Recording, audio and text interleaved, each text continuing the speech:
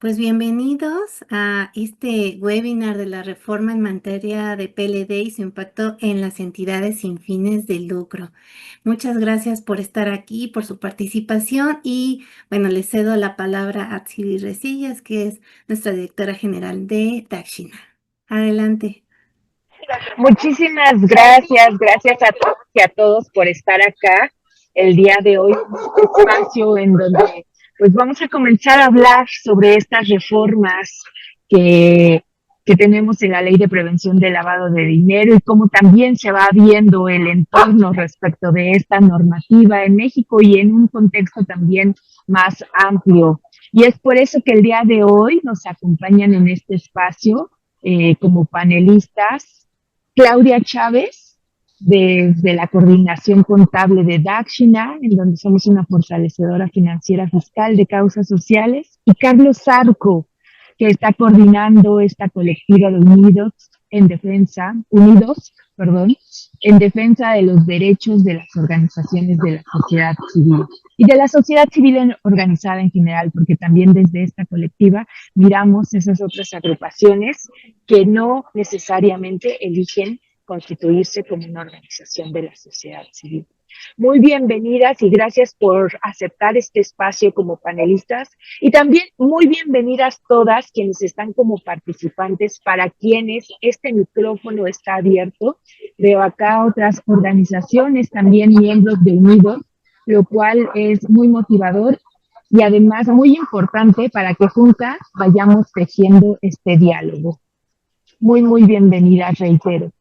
Y bueno, en términos de el tiempo de cada una de nosotras y con la organización que tenemos, sobre todo en especial por Carlos, que ahorita tiene que ir a atender otros menesteres referentes también a esta labor de defensa de los derechos de la sociedad civil organizada, le voy a ceder la voz, no sin antes, bueno, pedirle que nos vaya compartiendo su presentación en pantalla y dejando sobre este espacio dos preguntas sobre las que me encantaría nos hablara Carlos, que es cómo se relaciona la reforma, ¿no?, que tenemos en vigor este año de la Ley de Prevención del Lavado de Dinero con las recomendaciones internacionales del GAFI, del Grupo de Acción Financiera.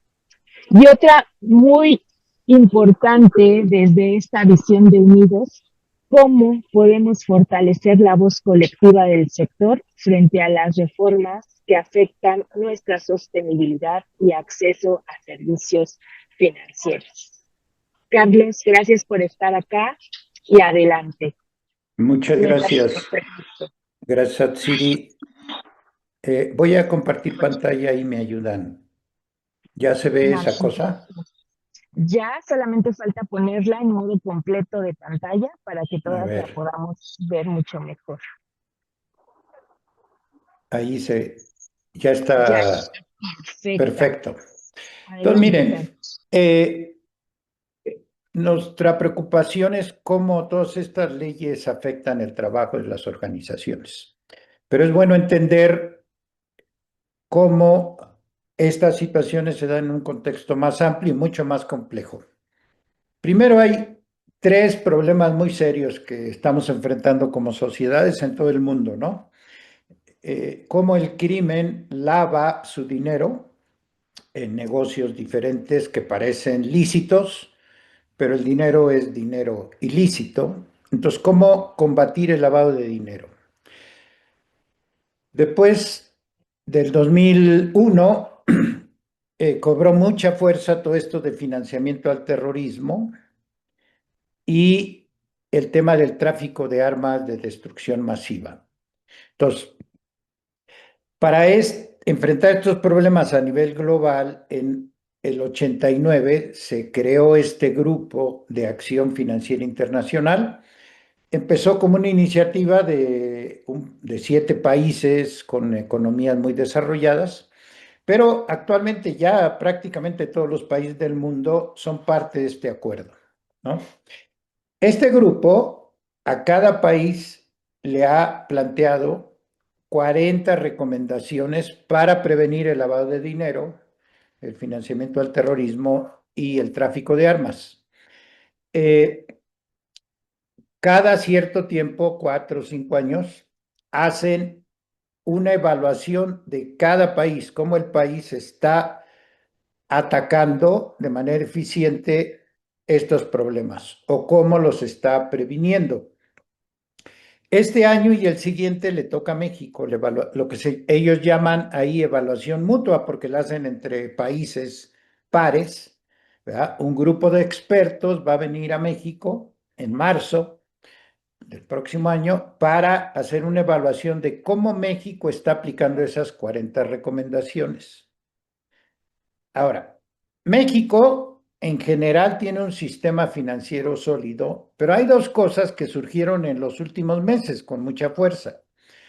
Primero, que el gobierno de Estados Unidos ya catalogó a las organizaciones de narcotráfico en México como organizaciones terroristas, entonces toda la legislación de financiamiento al terrorismo va a estar siendo vista con lupa en México. Y segundo, por nombramientos, sobre todo de los últimos años, en la Unidad de Inteligencia Financiera y en la Comisión Nacional Bancaria y de Valores, que son las dos instancias que supervisan, vigilan el funcionamiento del sistema financiero.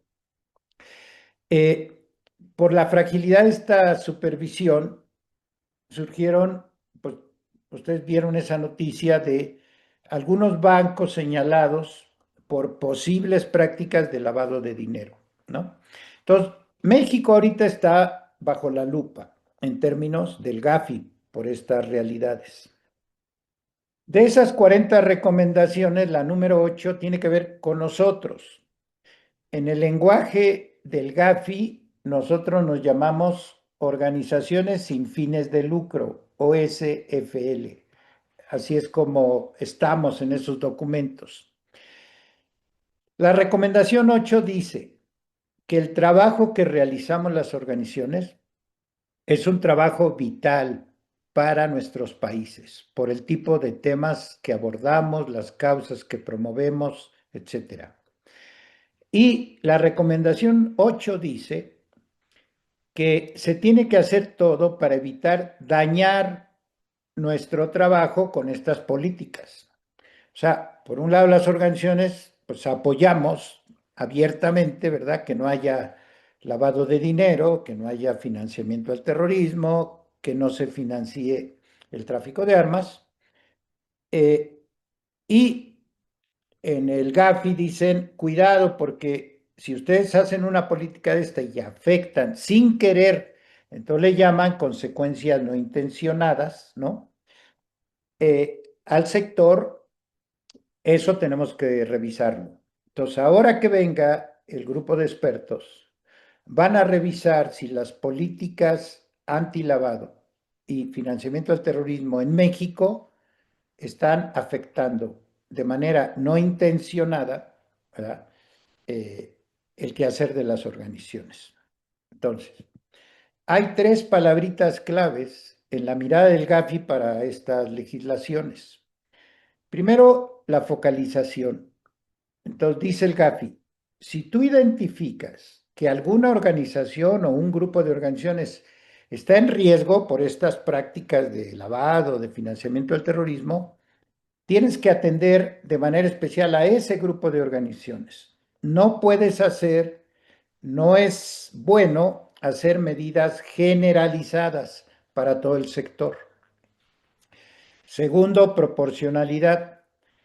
Tus medidas, tus sanciones, tus llamadas de atención tienen que ser proporcionales a la capacidad de las organizaciones. Entonces, para ponerlo aquí entre nosotros, no es lo mismo checar al Monte de Piedad o al TEC de Monterrey, ¿verdad? Que a una organización local que trabaja en el territorio, etcétera. No es lo mismo revisar a una organización que maneja millones de pesos a una organización que pues, tiene un presupuesto muy acotado, ¿verdad? Entonces, proporcionalidad. Eso incluye las sanciones. Por ejemplo, si una organización cometió un error o falló en una cierta práctica, bueno, la medida tiene que ser muy correctiva, pero acorde a el trabajo de esa organización. Y por último, el enfoque basado en riesgos, que eso es lo que permite que las medidas sean preventivas. Entonces, el gobierno, el Estado, tiene que hacer regularmente una evaluación de riesgos. Si identifican que algunas organizaciones están en un riesgo medio o alto, vamos a lo de focalización, pues tienen que atenderlas de manera puntual, ¿verdad? Ahora, en las últimas evaluaciones de riesgo que se han hecho en México, nuestro sector aparece como un sector de bajo riesgo. Entonces vamos a la proporcionalidad. Si somos de bajo riesgo, pues las medidas tienen que ser acordes, ¿no? A esa situación que vivimos y evitar cosas muy sobrereguladas o muy exigentes para el sector. Estos tres principios, ya Claudia después nos va a explicar y otras colegas, estos tres principios no los han seguido en las políticas ni en las reformas que se hicieron a la ley antilavado respecto a nuestro sector. La otra cosa que el GAFI dice es, si el sector en un país ya tiene reglas propias, o sea, se autorregula con prácticas de transparencia, de rendición de cuentas, etcétera, pues es innecesario que el Estado, me explico, venga y diga, oye, tú tienes que entregar si ya el propio ecosistema del sector tiene prácticas instaladas de transparencia y rendición de cuentas. Si ustedes se fijan, nuestro sector, si no hubiera nada de ley antilavado ni de con las donatarias autorizadas de parte del gobierno, si no hubiera nada, nuestro sector en México ya tiene muchas prácticas instaladas de manera que le hemos decidido libremente para checar que pues, gastemos bien, que, etcétera. Los donantes que suelen apoyar al sector, pues también, ¿no? Igual nos piden informes y checan cosas, detalles, etcétera. Entonces, el GAFI dice si ya hay una autorregulación, hay que evitar regulaciones excesivas o adicionales. Entonces, en ese sentido, nos estamos afinando, coordinando mejor vamos a participar en la evaluación mutua para dar seguimiento y poder dialogar con este grupo internacional que viene para mostrar las afectaciones que hay al trabajo del sector con estas legislaciones y políticas. Y segundo, vamos a estar muy atentos porque después de que legislaron las reformas, pues ahora tienen que hacer la ley reglamentaria o lo que llaman la ley secundaria, pues vamos a estar muy atentos a esa ley porque de lo que ahorita Claudia les platique, ¿verdad? Que ahora tenemos que hacer, esa regulación todavía no está hecha. Entonces esas medidas nuevas todavía no aplican, pero van a aplicar, ¿verdad? Entonces, la idea, como decía Tsiri, es ya nos estamos coordinando y organizando un grupo de organizaciones que domina el tema, que le da seguimiento para poder incidir. Bueno, esto es lo que quería yo compartir de manera puntual sobre lo que hay que estar, pues sí, atentas para la discusión práctica de estas legislaciones. Pues gracias, Atsiri. Carlos, muchísimas gracias a ti, sobre todo por compartir en estos espacios cómo se va articulando sociedad civil organizada y cómo podemos ir sumando voces. Te agradezco muchísimo este el día de hoy en este espacio y aprovecho para saludar a algunas buenas amigas, colegas, conocidas de tiempo que nos acompañan en este espacio, como Consuelo Castro, muy bienvenida y gracias por estar acá, Anita Gallagher y Eduardo Chabela, muchísimas gracias por seguirnos en este espacio. Y también quisiera aprovechar para compartir la voz y cederle el micrófono a nuestra colega Dulce Ramírez, Yo ahorita estaba desde hace rato acá. Dulce, hola, muchísimas gracias por acompañarnos en este espacio. Ella nos acompaña desde Artículo 19 y es parte también de esta colectiva Unidos. Entonces me encantaría socializar, extender la voz, compartiéndote el micrófono para que abones algo a lo que nos acaba de compartir Carlos. Adelante, Dulce. Muchísimas gracias a todas y todos por este espacio. Pues realmente nada más compartirles que efectivamente estamos en espera de conocer un poco más sobre estas reglas y sobre todo porque va a ser muy importante que revisemos las implicaciones que va a tener para nuestras organizaciones en materia administrativa también. No solamente hablando de aplicar la ley, sino que internamente consideramos que va a tener un impacto considerable en el sentido de tener que llevar un control interno más robusto, incluso tener que, pues, lograr una conversación un poco más puntual con algunos donantes, sobre todo aquellos en los que nosotros recibimos recursos del extranjero. Entonces, sí va a ser bastante importante que como organizaciones vayamos revisando poco a poco lo que va a implicar en materia administrativa y poder hacer frente a esta situación, ¿no? Sobre todo porque, bueno, de todo lo que hemos visto puede implicar desde auditorías internas, etcétera, etcétera, ¿no? Llenado de nuevos formatos, actualizar información. Entonces, yo creo que en la medida en que también nosotros como organizaciones podamos tener estos espacios, creo que pueden ser de gran ayuda también, ¿no? Para que podamos colaborar y ver de qué manera podemos hacer frente a todo esto, ¿no? Entonces, pues, gracias, Atsiri. Gracias a ti, Dulce. Es un trabajo de todas y todos, ¿no? Desde sociedad civil organizada, irnos articulando para lograr tener voz en estos espacios que implican medidas, como dices, que pueden en algún momento frenar o catalizar, depende de cómo se vaya articulando nuestro trabajo de las diferentes causas sociales. Muchísimas gracias a ambos, a ambas. Claudia, me encantaría abrir micrófono contigo preguntándote en específico qué implicaciones tienen las reformas que hoy conocemos de la Ley de Prevención del Lavado, vamos a decirlo así en cortito para no aventarnos el nombre completo, ¿no? ¿Qué implicaciones tiene en la operación de las organizaciones sin fines de lucro? Sobre todo desde esta visión mucho más en el terreno del cumplimiento que tienes con tu equipo de contadores y contadoras coordinando el programa Peso a Peso, Contabilidad para Causas Sociales y Culturales. Adelante, Claudia.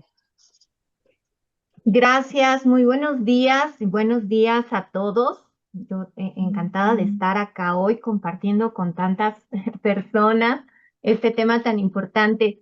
Pues, ¿qué implicaciones tiene? Ya lo decía por acá hace un momento, Dulce, va a traer implicaciones sobre todo, o sea, ya sabemos la carga administrativa que de por sí representa para las organizaciones el estar haciendo los expedientes, el estar consiguiendo la información, el estar hablando con nuestros donantes, el estar logrando esta comprensión de lo que nos exige la ley en México para y solicitarles la documentación, la desconfianza que existe de donantes extranjeros en proporcionar información sensible muchas veces para cumplir nosotros.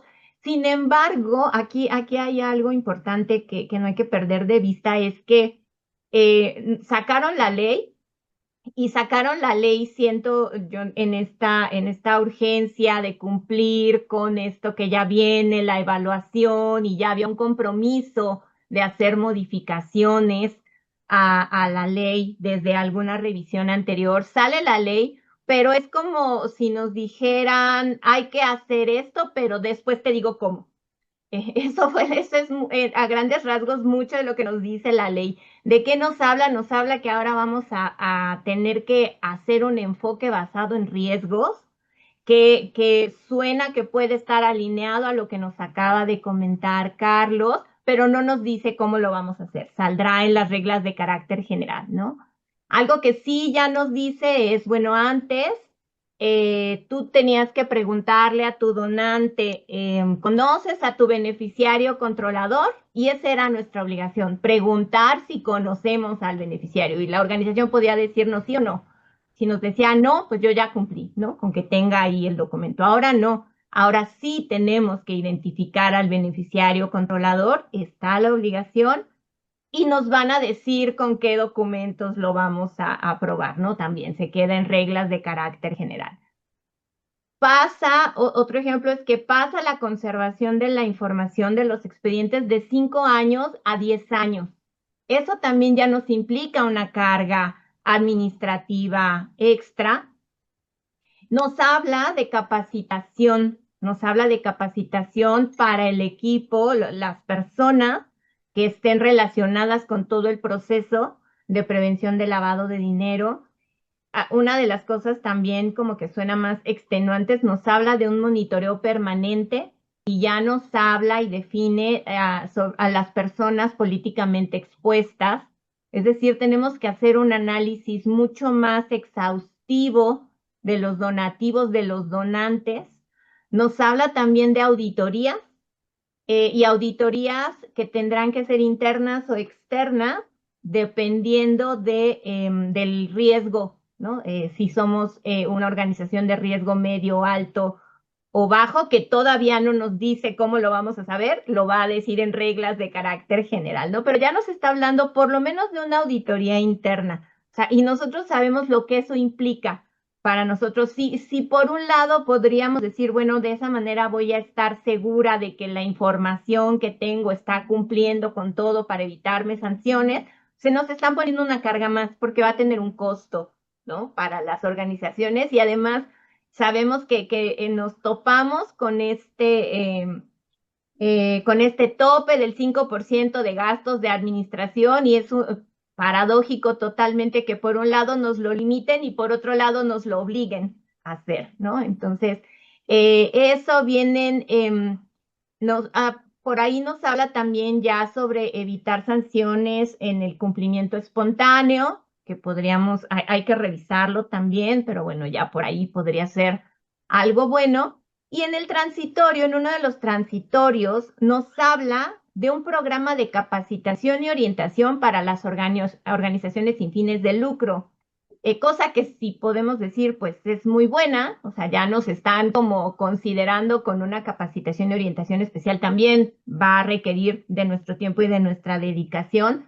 Y habla también de medidas simplificadas de cumplimiento, pero igual no nos la da, ¿no?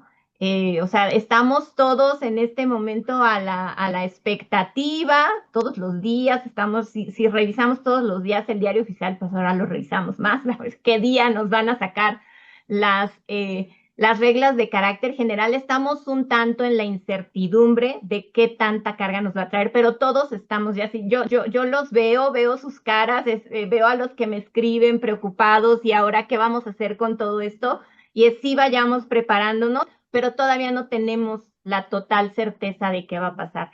Y en este marco, digo que no queremos hacer así ahorita tan exhaustivo con leyes, con fracciones, etcétera, de lo que viene en la reforma. Queremos enmarcar todo esto en esto que nos platica Carlos, ¿no? Cómo reaccionamos como organizaciones, cómo reaccionamos como sector ante esto que ya está aquí, ¿no?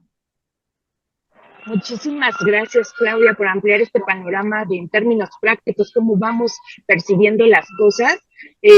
Tomando nota, pues creo que de lo que más nos puede tener alertas a sociedad civil organizada en este momento son los costos económicos que va a implicar el cumplimiento de las nuevas normas, que tiene que ver con la carga administrativa y capacitación para nuestros equipos.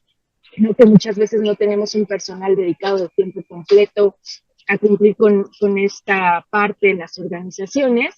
Creo que muy asertivamente ya estamos siendo visibilizados como sector dentro de esta nueva normativa para recibir una capacitación especial y además tener facilidades administrativas, lo cual creo que debemos de aprovechar para acercarnos a las autoridades competentes que van a definir estas reglas y poder sensibilizarles sobre la realidad que estamos viviendo. Muchísimas gracias, Claudia. Aprovecho para, hablamos de este 5% de los gastos administrativos que podemos cubrir con recursos que recibimos como donativos, quienes son donatarias autorizadas, pero también para abrir un paréntesis de muchísima claridad de que la normativa referente a prevención del lavado de dinero nos aplica a las entidades sin fines de lucro en general. No es una normativa dedicada a las donatarias autorizadas y creo que esa es una de las cosas todavía en las que hay que hacer muchísima difusión en el sector para que todas estemos enteradas de que tenemos la obligación de cumplir con, que somos sujetas, ¿no? de cumplir con estas obligaciones de prevención del lavado de dinero. Y bueno, también haciendo otra pausa para saludar acá a nuestros colegas de Banco de Alimentos, José, que nos acompañan, Laura Santana de Coeo e Isabel Ávila, muchísimas gracias a ustedes y a todas y a todos por estar en este espacio. Antes de seguir con otra pregunta para Claudia, bueno, invitarles a levantar la mano por acá y si tienen alguna duda, algún comentario, poderles ceder la voz, socializar este espacio entre las voces de todas, es muy importante para nosotros. Y regresar un poco también, invitar a la participación de nuestro compañero colega del sector, Martín Parra, que por acá ya te estoy viendo, que nos acompaña desde Creatura, para hacer una participación, siendo parte también de esta colectiva Unidos en Defensa de los Derechos de Sociedad Civil Organizada. Adelante, Martín. Muchísimas gracias, Hatsiri. Hola, ¿cómo están todas y todos? Me da mucho gusto estar aquí. Y pues, sí, definitivamente desde Creatura estábamos un poco reflexionando hacia dónde llevar las conversaciones como para entender el fondo de la reforma, de las cosas que implican hoy por hoy para el sector, pero también en este sentido de las cosas que hoy por hoy tenemos que tener como muy en cuenta en nuestro día a día, porque sí, si bien es cierto con la exposición de Claudia y de Carlos, hay muchas cosas que vienen a futuro con las reglas de carácter general. Las implicaciones que hoy tienen para el sector son bastante significativas, ¿no? Y si bien es cierto, hay mucha incertidumbre y no sabemos hacia dónde puede llegar como el peso administrativo y el peso operativo, hoy por hoy hay un peso que queremos reflexionar al respecto y pues bueno, traer también a la conversación, ¿no? Y pues bueno, este tema tan específico que les quiero compartir es el tema de la identificación del beneficiario controlador, ¿no? Esto sabemos que es una pieza que hoy por hoy causa muchísima incertidumbre por el hecho de que tienes tú que allegar de esa información, ¿no? Como beneficiaria, ¿no? Como donataria, cuando tú recibes un fondo, pues tú ya tienes, esa obligación se traslada, ¿no? Entonces, con la entrada en vigor de esta reforma, la figura del beneficiario controlador deja de ser un simple dato que vamos a recabar en un formulario para convertirse en un eje central del cumplimiento y la gobernanza de toda una OSFL, ¿no? Las organizaciones sin fines de lucro, ¿no?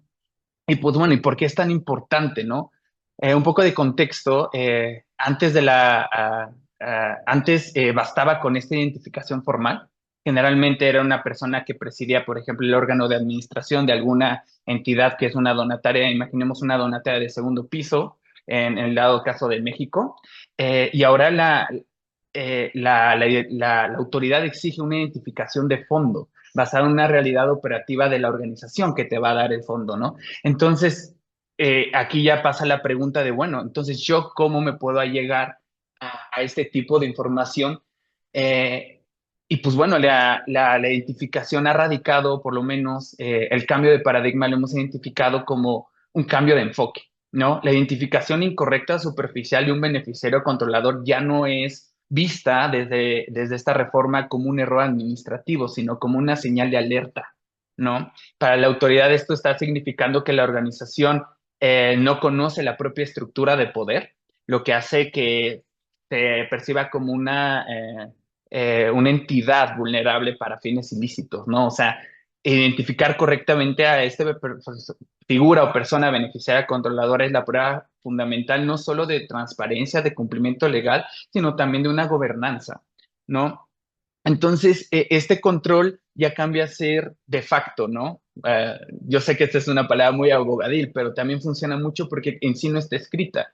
La perspectiva que antes se tenía del beneficiario controlador era una perspectiva que venía del Código Fiscal de la Federación y era como quien tenía el beneficio final. Y por eso no sé si en la experiencia les tocó que muchas veces cuando ustedes querían o obtenían esta carta, decían, no, pues no tengo conocimiento del dueño beneficiario, ¿no? De quien tenga este beneficio final. Pero ahora el cambio de facto que decimos ya no es quién obtiene el beneficio, sino quién está controlando a la entidad, porque no se puede hablar de participación o de tener capital, ¿no? Que ese se podría entender como un beneficio, sí, el fin de lucro, por así decirlo. Pero entonces ahorita la obligación es demostrar que quién de las personas que son integrantes de una organización tiene el control de efectivo más allá de los cargos, ¿no? Entonces, ¿esto qué va a implicar? La documentación de un análisis un poco exhaustivo y profundo de entender, por ejemplo, quién es esta persona. Y normalmente se entiende como un director general que ostenta mucho una capacidad de decisión significativa, o también en colectivo, ¿no? O más bien de manera colegiada, que sería pues el órgano de administración. Entonces, primero con este paradigma de cambio de paradigma a entender quién es esta persona o el grupo de personas que ejercen el control, ya no es suficiente con tener el nombre, sino la reforma nos está obligando a mantener un expediente que va a implicar una debida diligencia, ¿no? Que contenga el análisis de por qué se designó a esta persona, evidencia documental, como por ejemplo las actas del consejo o el acta de asamblea o los estatutos actuales, ¿no? Y pues bueno, la constancia de que esta persona identificada está completa y actualizada, porque justo la reforma dice, debes de conocer, debes de asegurarte quién es esta figura de beneficiario controlador, ¿no? Y pues bueno, una de las consecuencias muy grandes o que va a pesar más en la carga administrativa es la revisión constante, ¿no? Porque acuérdense que esta identificación es por donativo. Entonces, si en un año volvemos a tener esta conversación con una donante, pues bueno, al final de cuentas vamos a tener que asegurarnos de que no han tenido cambio en su órgano de gobierno, ¿no? Entonces hay que validar o actualizar la designación del beneficiario controlador por lo menos una vez al año. Y pues esto hemos notado que hoy por hoy implica retos muy fuertes, ¿no? El primero es cómo identificamos que existe este control efectivo cuando no está por escrito, ¿no? Uno no ve los estatutos y ve así como la designación en un artículo de la persona que va a ostentar esto. Entonces, más bien nosotros tenemos que trasladar ese tipo de conversación a una carga o un entendimiento ya no solo fiscal, administrativo, contable, sino aparte de gobernanza corporativa. Vamos a tener que trabajar en entender no solo el aspecto de la comunicación con mi donante, sino realmente asegurarme y tener una suerte de conocimiento o mínimo una idea de la gobernanza corporativa, ¿no? Y no solo para entender que lo que la información que me está llegando mi fondo o esta entidad que me va a dar el fondo, sino en la perspectiva de yo también, si soy una donataria de segundo piso, si yo también voy a dar fondos, pues bueno, tengo que tener muy bien definida a esta persona que va a ser, pues sí, que va a ostentar este tipo de control respecto de la entidad, ¿no? Entonces, uno de los retos mayores es que la responsabilidad, debe de existir una identificación muy específica de los miembros del órgano de gobierno. Y pues una de las recomendaciones que hoy por hoy estamos haciendo desde Creatura, y con esto quiero terminar para seguir profundizando en la conversación, es hay que empezar a formalizar la identificación de un acta de consejo, ¿no? Es decir, los modelos actuales de gobernanza corporativa que debamos de tener deben ser un punto específico en el orden del día, ¿no? Tal vez también hablar como de un beneficiario controlador, ¿no? Encontrar una discusión y una resolución para que quede asentado en un documento que pueda ser una prueba principal de una debida diligencia, ¿no?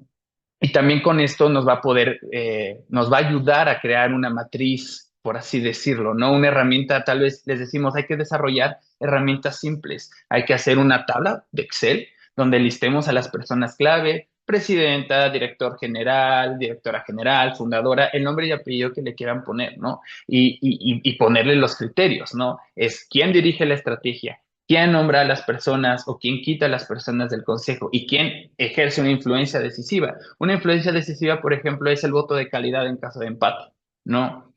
Es cambiar esta perspectiva no de beneficio, sino de control, porque justo así nos va a permitir tener una identificación, pues sí, eficiente respecto de la persona, ¿no? Y para cumplir. Y pues también tener muy en consideración protocolos de actualización, ¿no? Porque muchas veces muchas organizaciones tienen, eh, pues sí, en los estatutos temas de actualización, de que durarán en el cargo determinado tiempo, pues bueno, tenemos que saber muy bien cómo actualizarlo, ni tener protocolos más eficientes, ¿no? Y por último, pues capacitar a las personas del consejo que vayan a investir esta figura de beneficiario controlador, ¿no? Porque a final de cuentas, déjenme decirles que una de las cosas que también notamos en las reglas de carácter general es que a nivel federal, las sociedades mercantiles van a tener que dar y conocer su beneficiario controlador ante la Secretaría de Economía. Entonces, ellos van a tener que identificarse, pero para las asociaciones civiles va a venir la obligación. El cómo todavía no lo sabemos. Tenemos un año, en julio del 2026, para identificar nosotras a nuestra propia persona beneficiaria, controlador, y ahí ya no va a ser directamente en la Secretaría de Economía, sino a través de organismos estatales. Entonces, pues un resumen muy breve. La reforma del 2025 nos obliga a tratar la identificación de la persona que va a ostentar el cargo de beneficiario controlador como lo que es un acto de gobernanza que va a definir la máxima responsabilidad sobre el control y la integridad de nuestra organización. Y por aquí creo que dejaría mi participación. Gracias. Martín, muchísimas gracias por esta explicación tan detallada de las implicaciones que tiene este punto particular en la reforma. Y la pregunta del millón, ¿no? Siempre escuchamos un montón de información respecto al beneficiario controlador, pero ¿qué es? Ayúdanos a entender qué es el beneficiario controlador en términos cristianos, en un lenguaje muy coloquial, porque muchas Sí. veces, y justo ese es parte del reto, las causas sociales que son impulsadas y operadas por personas que son especialistas en la propia causa, pero irlos involucrando en esta jerga, ¿no? Mucho más técnica, a veces es retante. Sí, y justo es la pregunta del millón, pero tiene bastantes perspectivas, porque a final de cuentas es la carga que nosotros tenemos pues sí, que llevar por el hecho de no ser una entidad lucrativa. ¿Por qué? ¿Por qué digo esto? El Código Fiscal establece que esta persona que sea el beneficiario controlador es el que tiene, digamos, el control de esta, o el beneficio final de cualquier acto mercantil, por así decirlo. Y en una entidad lucrativa se entiende muy fácil, ¿no? Porque hay utilidades, ¿no? Hay participación accionaria y todo eso, entonces hay un porcentaje, ¿no? La persona que pues tenga más participación accionaria, si me permiten el resumen, ¿no? Entonces, ¿qué pasaba en la ley antilavado? La ley antilavado usaba, antes de la reforma, digamos, otro nombre, un símil que se llamaba dueño beneficiario, ¿no? Y decía, se va a entender como dueño beneficiario, dos puntos y seguido, el beneficiario controlador. Entonces lo equiparaba las figuras, ¿no? Es así como aquí le vamos a llamar dueño beneficiario, pero en sí es el beneficiario controlador, ¿no? En términos del Código Fiscal de la Federación. Pero con esta reforma, pues bueno, es identificar el beneficiario controlador, es la persona o grupo de personas en una entidad no lucrativa que tengan la capacidad de imponer decisiones en la asamblea de personas asociadas o en el consejo directivo o cualquiera que sea el órgano de administración, puede nombrar o destituir a la mayoría de los miembros de órgano de gobierno y dirigen esta administración, estrategia o políticas principales. ¿Por qué? Porque no estamos hablando de participación accionaria, porque en las OSFLs, o por lo menos en las asociaciones civiles aquí en México, no existe como tal ese porcentaje. Entonces la perspectiva, como les decía antes, es, como no hay un beneficio final, no hay esa persona que digamos que va a obtener el mayor ganancia o es el fondo del negocio o es la persona que está detrás del negocio, por así decirlo, es la persona que ejerce el control detrás del negocio, detrás de la unidad económica que se entiende sin fines de lucro. Entonces la pregunta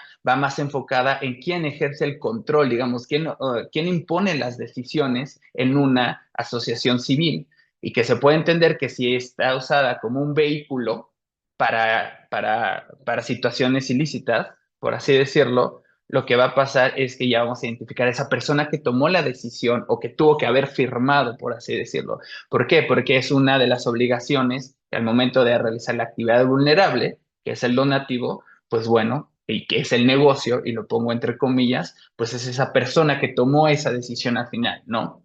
Entonces, es básicamente por ahí va, no sé si quieran que profundice en algún tema.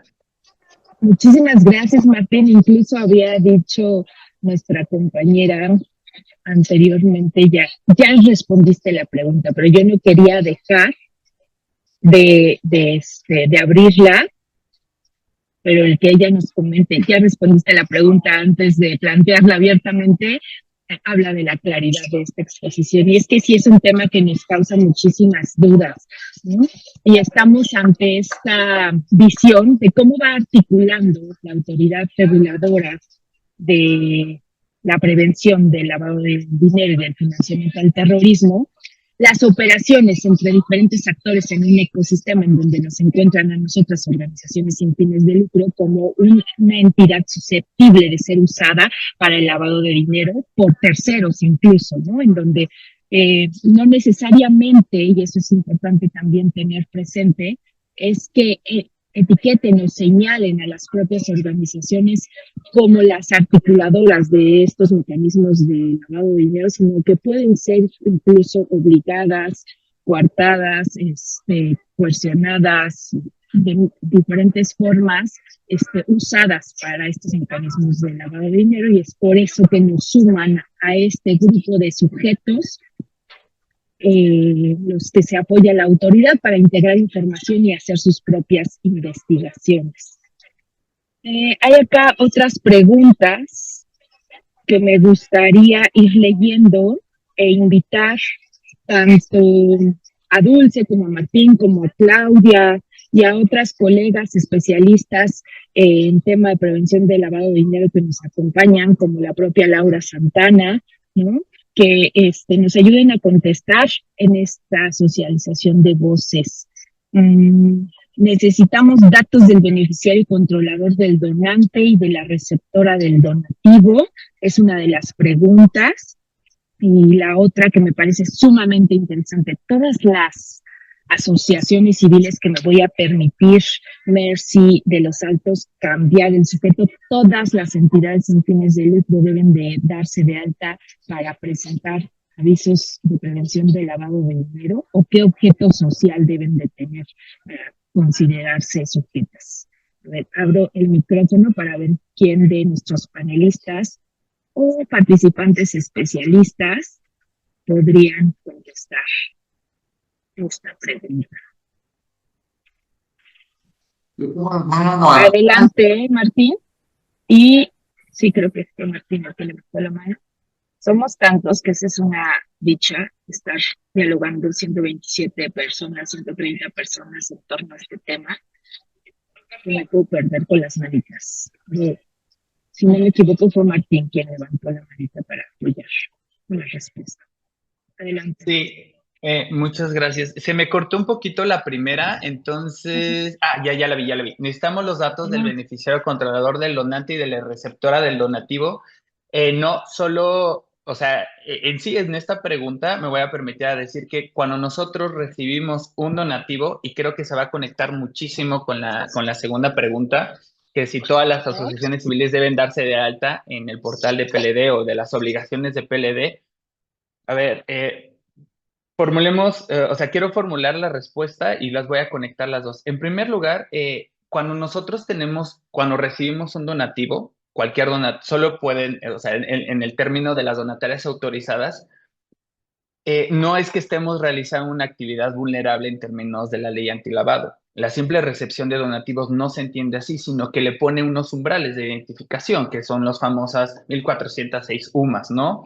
Cuando tenemos la obligación de identificar al donante y van al doble cuando necesitamos presentar aviso. ¿Esto qué quiere decir? Que no todas las actividades que hacemos de recibir donativos vamos a tener que cumplir con la ley antilavado, con estas obligaciones de la ley de antilavado. Entonces, justo con eso, ¿qué quiere decir? Si yo recibo un donativo que sobrepase el umbral de identificación, eso quiere decir 200,000 pesos aproximadamente, lo que va a pasar es que yo voy a tener que hacer mi expediente y dentro de mi expediente, una de las cosas de las obligaciones es la identificación del beneficiario controlador, el dueño beneficiario de la entidad que me está dando el dinero. Voy a decir algo, si yo tengo una asociación civil, criatura, voy a dar un donativo. Imaginemos que yo soy el beneficiario controlador de criatura, lo que yo tengo que hacer es dar los datos y decir el por qué esta persona, o sea, Martín es el beneficiario controlador. Y ahí se acabó el donativo. Si después, posteriormente, voy a dar otro donativo en 6 meses a la misma organización, tengo que, igualmente, si sobrepaso los umbrales de identificación, tengo que dar otra vez mi carta de identificación del dueño beneficiario al beneficiario controlador. Entonces, debo de identificar al beneficiario controlador de mi donante cada vez que yo recibo un donativo.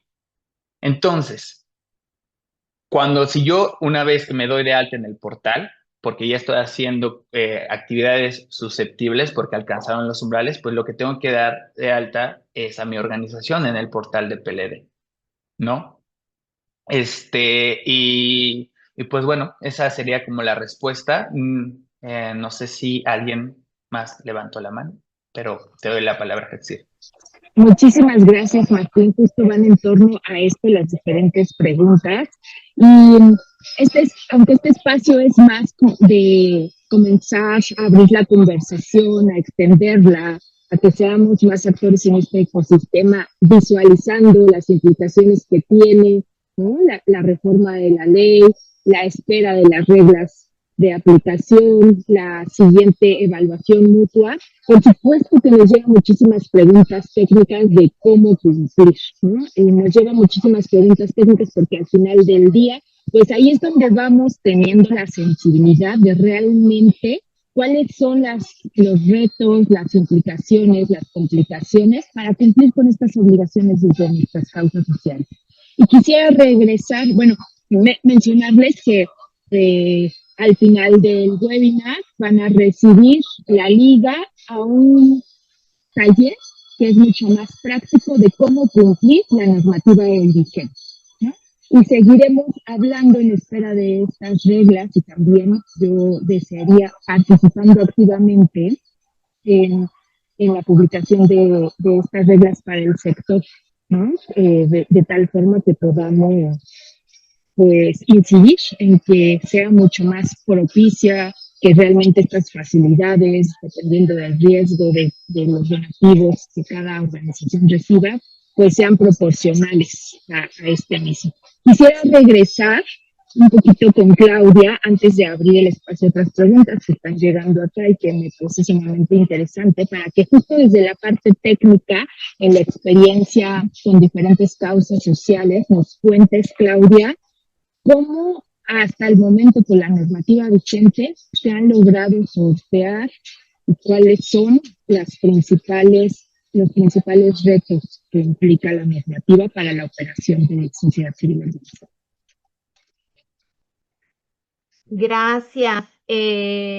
Bueno, nada más para redondear lo que se estaba hablando del beneficiario controlador, iba a decir que hay otra obligación relacionada con beneficiario controlador que es distinta a la de prevención de lavado de dinero y que a veces hay una confusión, pero el Código Fiscal de la Federación obliga a las personas morales a identificar a sus beneficiarios controladores y a mantener un expediente de ello.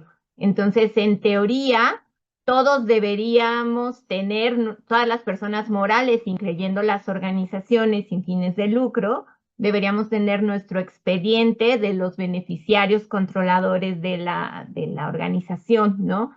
Esa es una obligación que ya viene de hace años y que también de repente se deja de lado, ¿no? Entonces también como nada más hacer esa distinción, que hay otra obligación que a veces se confunden en el día a día. Bueno, los principales retos que nosotros vemos en el día a día para cumplir es hacer un buen expediente, reunir toda la información para tener todo tu expediente en orden y poder presentar tus avisos a tiempo.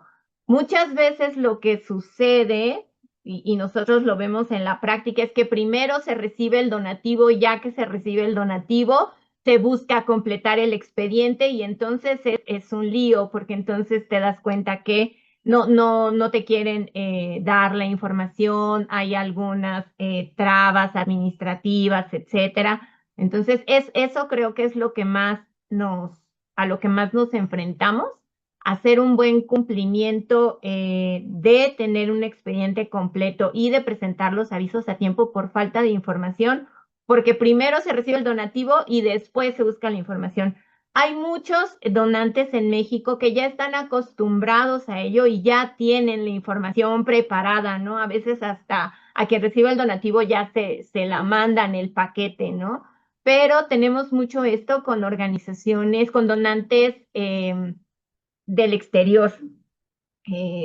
Sobre todo, incluso ha habido temas pues entonces ya no voy a trabajar con ustedes, ¿no? Porque me piden demasiadas cosas para darles un donativo. Entonces, creo que eso es lo principal, o sea, los principales retos que tenemos. Eso y otro es el manual. También existe como a pesar de que de verdad hemos hecho mucha difusión en que es una obligación tener el manual de prevención del lavado de dinero, hay muchas organizaciones, sabemos que hay muchas organizaciones que todavía no lo tienen, eso también recordemos que no es opcional tenerlo, ¿no? Y además tiene que tener características muy específicas, no es eh, un, un instructivo en una hoja en la que yo sepa cómo se hace, ¿no? Sino es un manual en forma. Muchísimas gracias, Claudia. Sí, me mencionaron por ahí, además, haciendo un paréntesis, que a veces no se escucha bien. Estoy en un espacio abierto y me tocó traslado. Hicimos una parada en Pátzcuaro, por eso decidí dejarles estos bonitos árboles de fondo. Espero que nos escuchemos mejor, ya hay menos ruido ambiental. Pero bueno, de estas reflexiones y de esta visualización que nos permiten mirar en un contexto más amplio el entorno en el que se vive la aplicación de la normativa de prevención del lavado de dinero para organizaciones, yo lo estaría rescatando dos puntos muy importantes. Uno, la necesidad de continuar capacitando a nuestros equipos y fortaleciéndonos, y para eso la articulación para que este fortalecimiento sea accesible, asequible para las diferentes causas sociales y no una carga administrativa económica, además también desde la propia autoridad. Y el segundo punto estaría radicando en la integración de este documento en el que tenemos que aterrizar cómo se realiza el seguimiento de los procesos, de las tareas en nuestra organización para el cumplimiento de la normativa de prevención del lavado de dinero. Entramos aquí entre todo este primer diálogo que me parece muy exquisito y enriquecedor de cómo identificar quién es el beneficiario controlador de mi causa, y los especialistas en la materia no me dejarán mentir que es un análisis muy particular para cada una de las organizaciones, que si bien hay líneas generales de las que podemos partir, como que si es el representante legal, como ahí plantean la pregunta en el chat, ¿no? O si es el órgano de gobierno, ¿no? O si tenemos un principal donante, ese podría ser y tiene participación en la toma de decisiones. Cada causa social en su estructura de gobernanza nos podría llevar a contemplar diferentes elementos para identificar quién es el beneficiario controlador a nivel de nuestras causas sociales. Luego, a nivel de si nosotras somos entidades donantes, poder proporcionar esa información a las organizaciones a las que financiamos y luego nosotras mismas como receptoras de los donativos pues tener esta información de en dónde vamos a validar, porque es nuestra obligación como receptoras del donativo, de qué forma vamos a validar que la información que me está brindando mi donante de su beneficiario controlador es la correcta, ¿no? Tenemos esta obligación de verificarla y subirla si ese fuera el caso o resguardarla en el expediente dependiendo de lo que se define en las normas como parte de nuestras obligaciones como sujetos de esta normativa.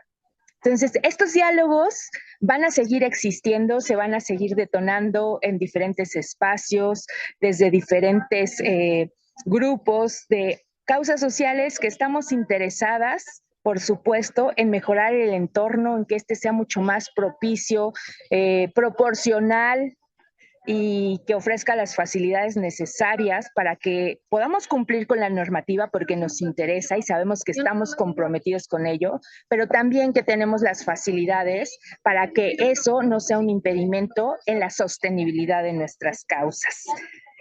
Con esto estamos cerrando el día de hoy, que se nos ha agotado el tiempo de manera increíble. No lo sentí pasar.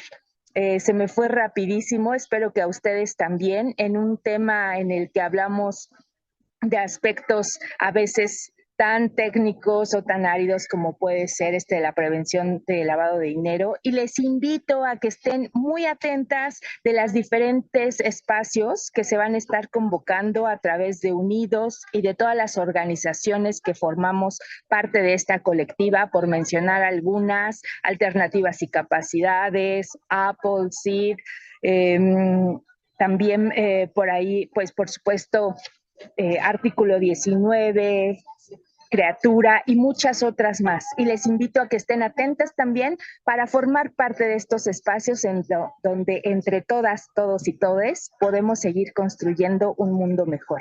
Estaremos atentas de las preguntas que quedaron ahí para enviar un compilado de respuestas por correo electrónico en seguimiento a este primer espacio del que deseo sean muchísimos más.